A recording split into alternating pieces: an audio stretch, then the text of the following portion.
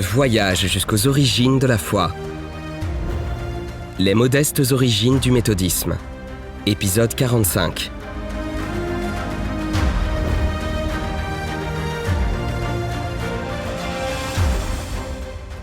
John Wesley est né en 1703, juste avant que la révolution industrielle n'ait lieu, à une époque où l'Angleterre était un pays purement anglican. Il est né dans un petit village d'Epworth, au nord de l'Angleterre, où son père était le recteur. Voici la maison familiale où il aurait grandi et passé son enfance.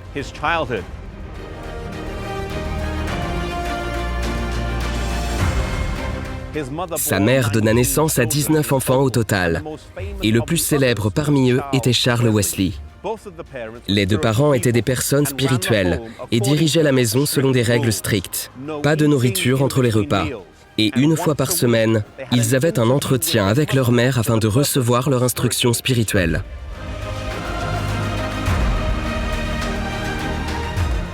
John et son frère Charles sont venus ici pour étudier à l'université d'Oxford, où ils se sont inscrits au Christ College. Nombre des grands mouvements de ce monde ont vu le jour dans des universités. Et bien qu'ils ne le savaient pas à l'époque, John Wesley était sur le point de faire partie de ce phénomène. Il fut diplômé du Christ College d'une licence puis d'une maîtrise, avant d'être élu membre à l'université Lincoln, où il bénéficia de sa propre chambre et d'un salaire. On peut encore voir sa chambre aujourd'hui, conservée telle qu'il l'a laissée. Il partit pendant environ 1 an pour retourner à Epworth à la demande de son père, avant de revenir ici à l'université.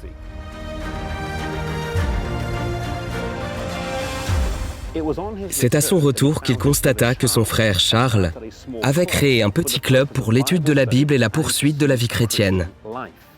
Chaque membre avait fait vœu de mener des vies saines, de prier quotidiennement, de communier chaque semaine et de visiter régulièrement les prisons. Le groupe était incroyablement pragmatique, prêchant, éduquant, soulageant les débiteurs emprisonnés lorsque cela était possible et apportant des soins aux malades. Ils jeûnaient chaque mercredi et se réunissaient chaque jour de 18 à 21 heures. Et le nom qu'on leur donnait était le Club Saint. Cependant, ce n'est pas ainsi qu'ils se sont fait connaître. En 1733, un auteur inconnu publia dans une brochure. Il l'a décrit comme les méthodistes d'Oxford. Et peu à peu, ce nom commença à s'imposer. C'est également ici que le chemin de John Wesley croiserait celui d'un autre homme, qui aura un impact énorme, George Whitefield. George Whitefield fut diplômé de l'université de Pembroke.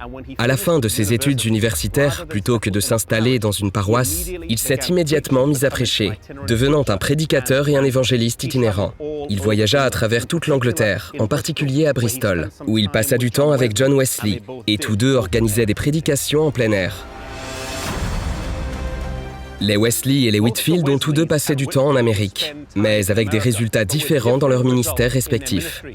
John Wesley se rendit en Géorgie, mais cela ne se passa pas très bien et il retourna chez lui en Angleterre. George Whitefield voyagea en Amérique à 7 reprises. Il eut beaucoup de succès et fut très apprécié. Il participa au Grand Réveil qui eut lieu dans les années 1700, un grand réveil religieux. Et il est également celui dont on se souvient comme l'un des premiers à avoir prêché aux esclaves. Les origines de ce mouvement méthodiste de grande envergure remontent à un petit groupe d'études bibliques, avec une poignée d'étudiants sur un campus universitaire. Zacharie, chapitre 4, verset 10 déclare « Ne méprisez pas le jour des faibles commencements, ne jamais sous-estimer l'impact d'un petit mouvement au début modeste. » Les Wesley et les Whitefield n'ont pas créé le Club Saint parce qu'ils voulaient fonder une église ou voyager à travers le monde, mais parce qu'ils voulaient changer leur vie et la vie de ceux qui les entouraient. Je prie pour que vous cherchiez à faire la différence où que vous soyez, que ce soit à la maison, au travail ou à l'école. Ne méprisez pas le jour des petits commencements.